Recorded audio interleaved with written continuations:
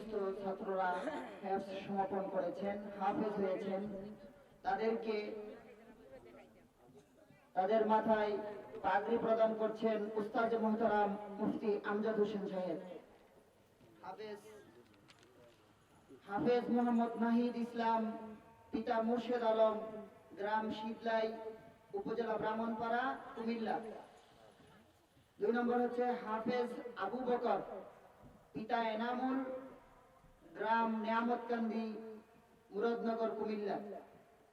3 নম্বর হাফেজ মাহিম, পিতা মুজিবুর রহমান, গ্রাম আলিরচর, মুরাদনগর, কুমিল্লা।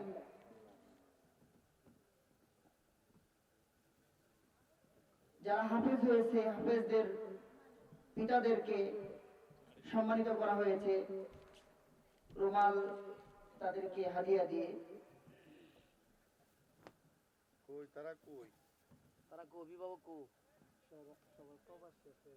প্রবাসে রয়েছে, অনেকে প্রবাসে আছে।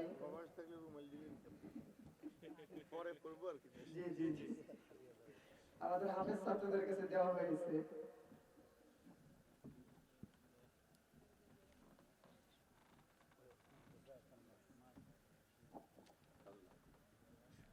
মাশাআল্লাহ, মারহাবা বলি সবাই। জাযাকাল্লাহ। আল্লাহ তাআলা তাদের হায়াতে বারাকা দান করুন। আল্লাহ তাআলা দেশের জন্য, জাতির জন্য, ইসলামের জন্য তাদেরকে